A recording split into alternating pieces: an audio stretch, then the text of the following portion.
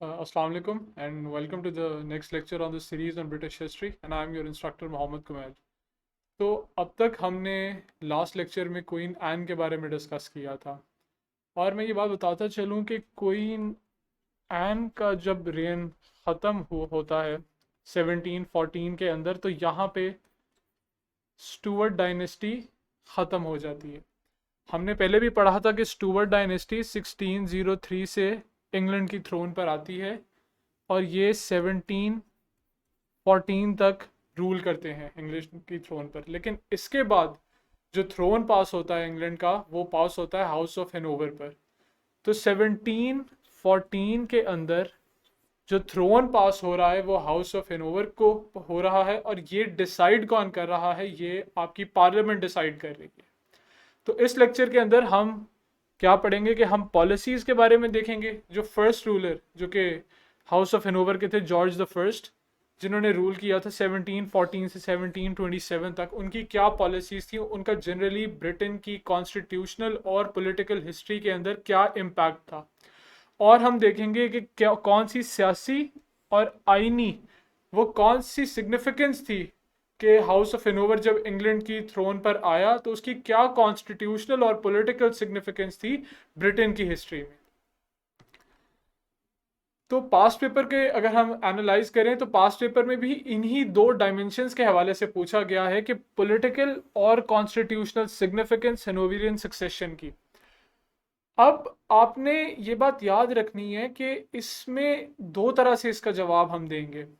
हम डायरेक्टली उन पॉलिसीज को भी हिट करेंगे जो कि पर्टिकुलर रूलर्स की थी, जैसे जॉर्ज वन, जिन्होंने 1714 से लेकर 1727 तक इंग्लैंड की थ्रोन पे रहे थे, उनकी क्या पॉलिसीज थी। और हम जनरली भी इन पॉलिसीज को आगे जाके डिस्कस करेंगे कि जनरल ट्रेंड क्या इस पूरे एरा के अंदर रहा था।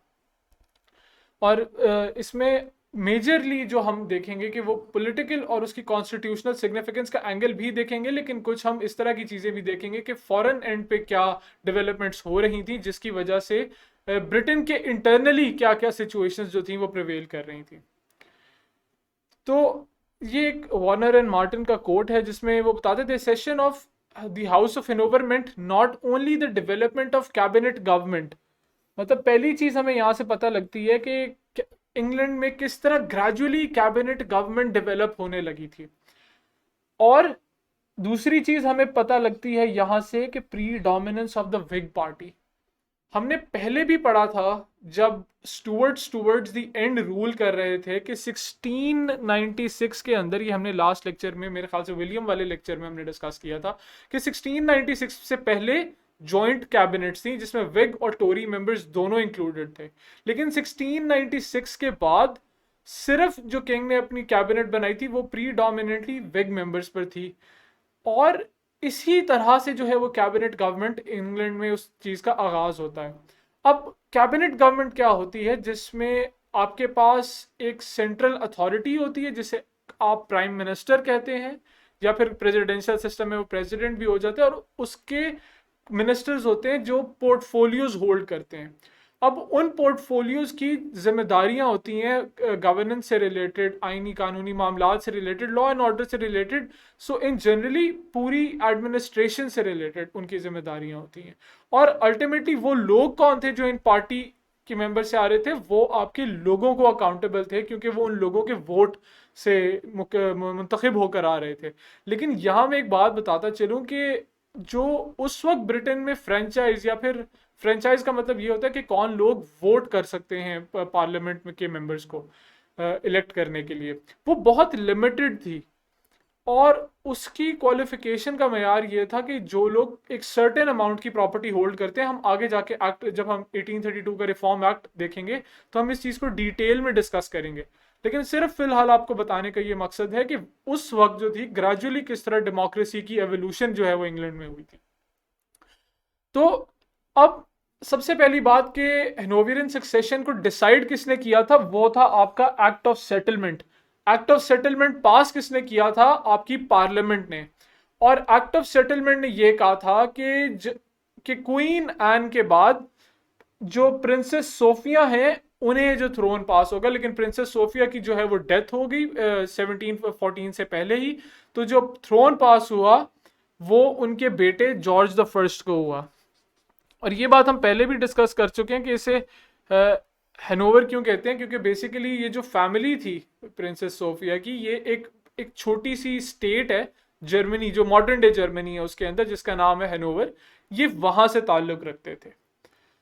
तो देखें, George one was offered the throne of England. और किसने ऑफर की थ्रोन? ये आपकी पार्लियामेंट ने जो है वो थ्रोन एक तरह से ऑफर की। अब हम कुछ स्पेसिफिक पॉलिसीज जो कि जॉर्ज वन ने 1714 से 1727 का जो एरा था उसके अंदर जो पॉलिसीज रही हैं जनरली क्राउन की, वो देखते हैं।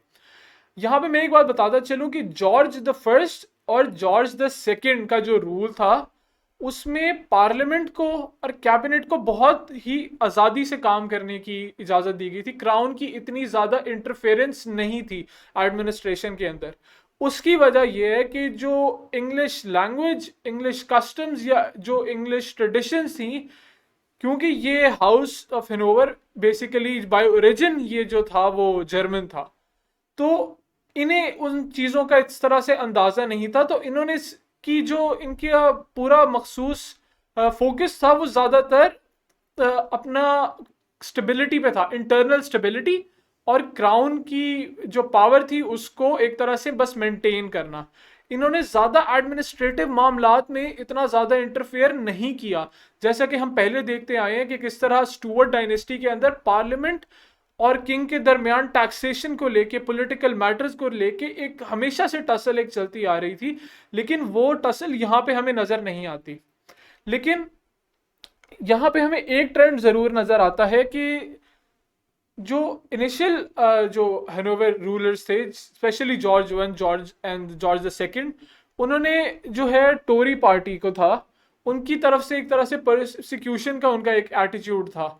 उसकी दो बुनियादी वजूहात हैं कि जब ट्रीटी ऑफ यूट्रेज साइन हो रही थी, हमें पता है ट्रीटी ऑफ यूट्रेज जो है वो स्पेनिश वॉर ऑफ सक्सेशन को एंड करने के लिए इस्तेमाल हुई थी, और ये 1713 में जो है वो बेसिकली साइन की गई थी। जब ट्रीटी ऑफ यूट्रेज साइन हो रही थी तब क्या हुआ था कि जो टोरी पार्टी थी वो फ्रांस से एक सीक्रेट कॉरेस्पॉन्डेंस के में शामिल हुई थी, क्योंकि टोरीज हमेशा ये चाहते थे कि वो स्टुअर्ट्स को जो है वो दोबारा क्राउन पे वापस लाके बिठा दें।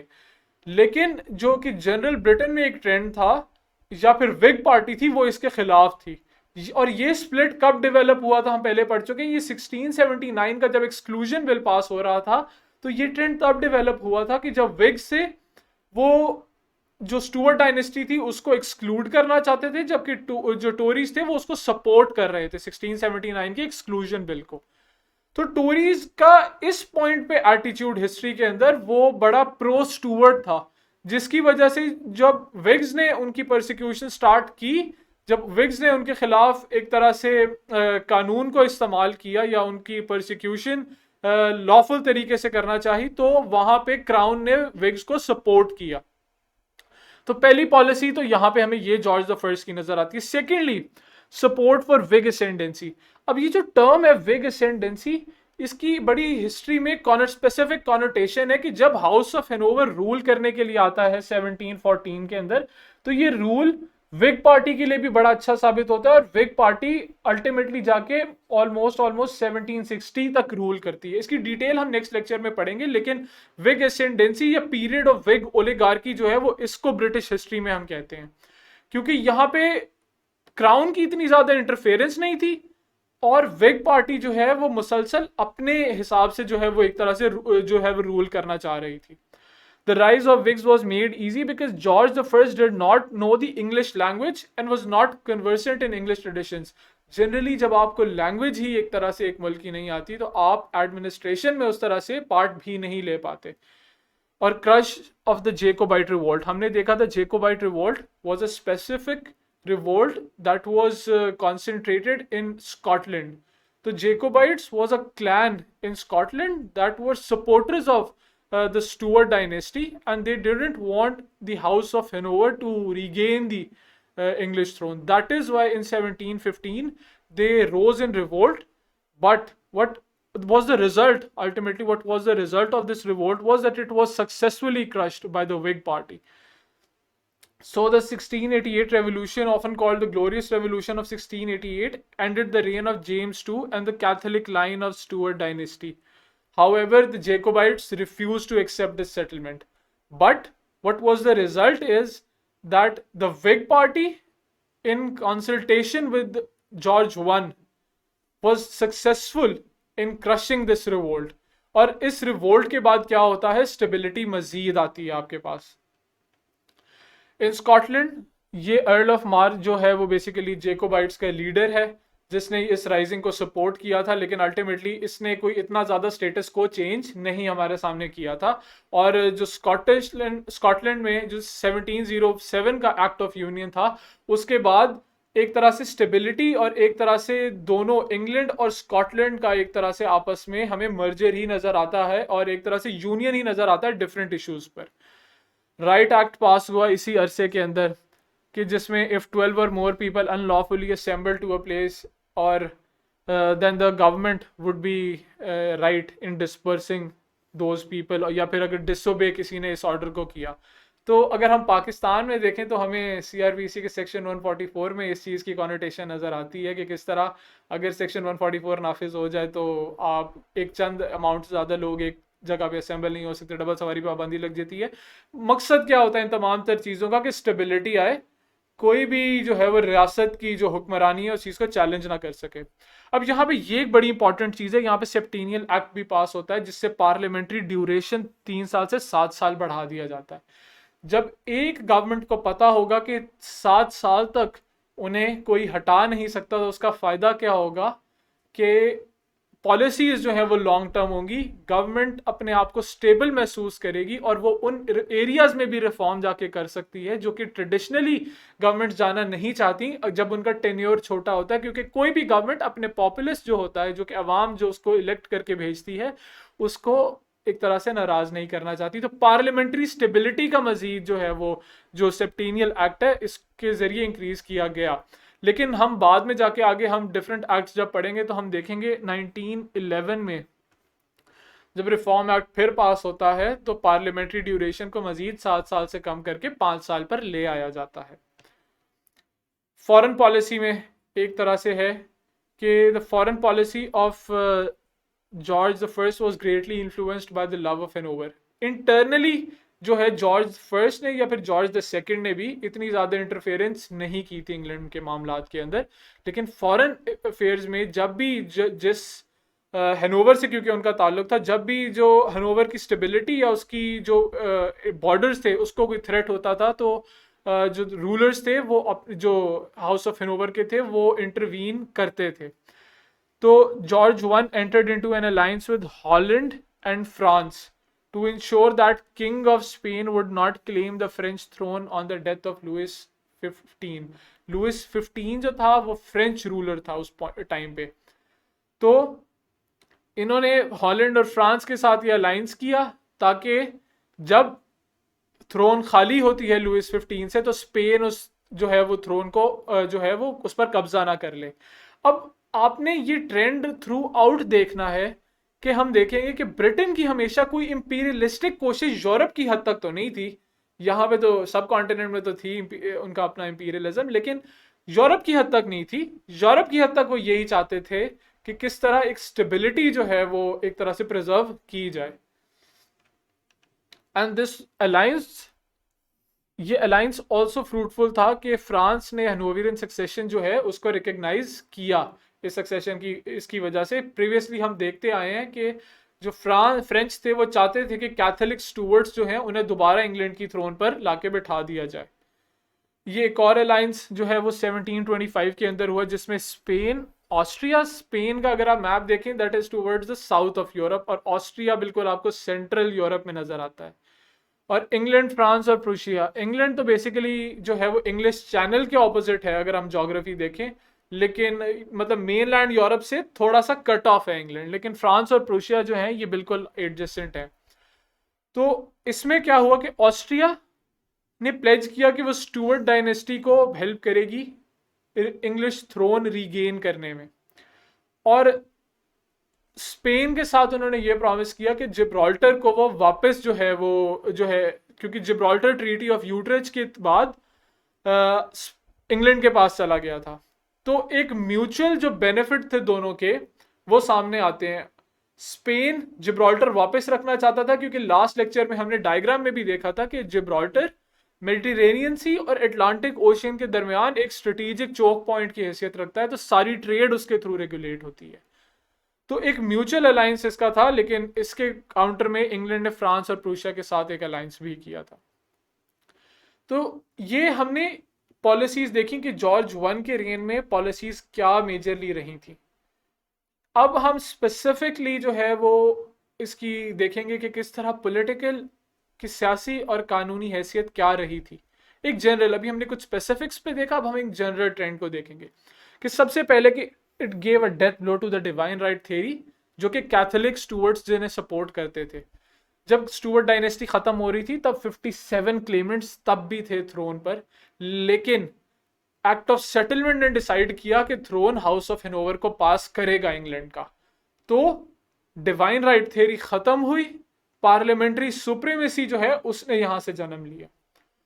मोनार्किकल पावर्स जो थी, जो कि हमने देखा था कि किंग किस तरह Stuarts, James the First, James the Second किस तरह अपनी पावर्स का इस्तेमाल करते थे, और टैक्सेशन में मिलिट्री को राइज करने, मिलिट्री एक अपनी स्पेसिफिक रखने में, या फिर जंगें बाहर जाके करने में, वो किस तरह अपनी उन पावर्स को एक्सरसाइज करते थे। लेकिन जॉर्ज वन ने इन पावर्स को एक्सरसाइज नहीं किया।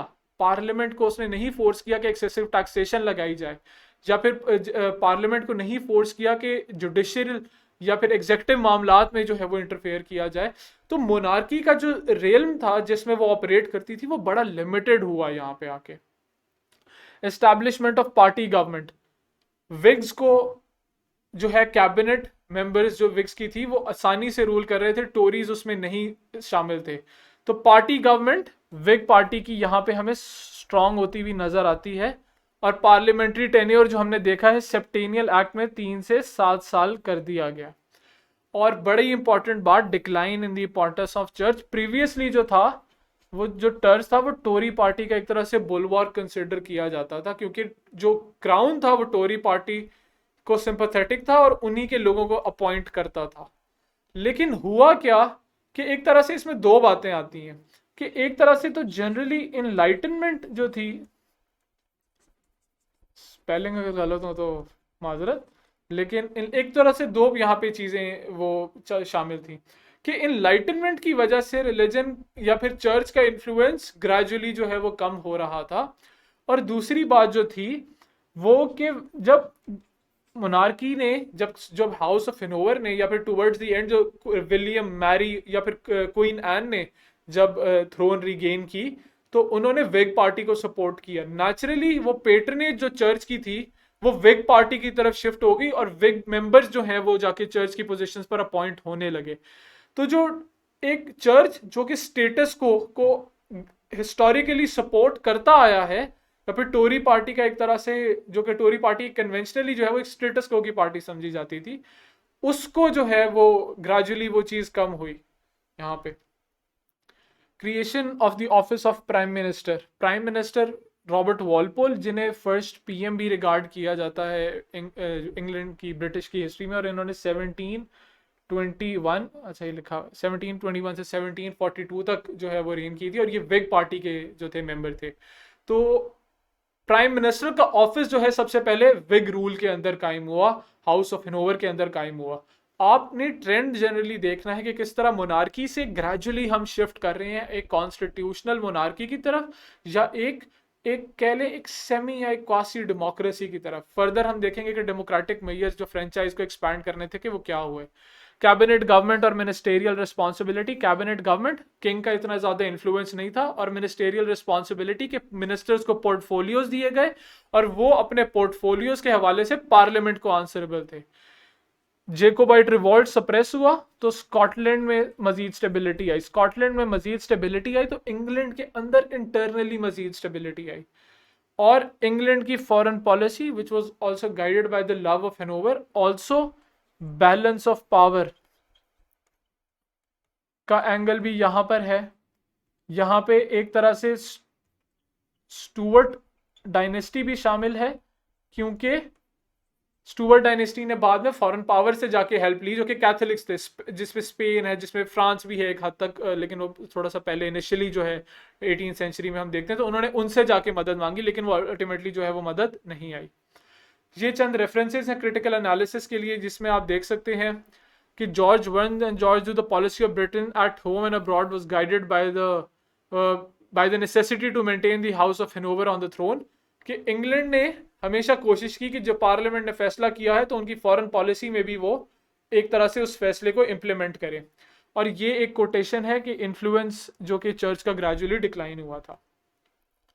तो इस लेक्चर के अंदर हमने जनरली क्या देखा कि क्या सियासी और आईनी हकीकतें थी या फिर चेंजेस थी जो कि हैनोवरियन सक्सेशन के बाद इंग्लैंड में आई, और स्पेसिफिकली जो कि फर्स्ट रूलर थे हाउस ऑफ हैनोवर के, जॉर्ज द फर्स्ट, उनकी स्पेसिफिक क्या पॉलिसीज रही हैं। तो होपफुली जो कि इन चीज़ों के बाद आपको क्लियर हुआ होगा कि हाउस ऑफ हैनोवर की पॉलिटिकल या कॉन्स्टिट्यूशनल सिग्निफिकेंस क्या थी। जैसा कि मैं आपको हर लेक्चर के बाद एक रिकमेंड करता हूं कि आप पास्ट पेपर ज़रूर, जो क्वेश्चन मैंने शुरू में सेकंड स्लाइड के अंदर मेंशन किया, आप उसे ज़रूर सॉल्व करने की कोशिश करें, और इसको या फिर एटलीस्ट उसका फ्लो चार्ट ज़रूर बनाएं। और देखें कि आपने हिस्ट्री में हमेशा कोशिश करनी है कि आप इवेंट्स को एक ऑर्डर में देखें।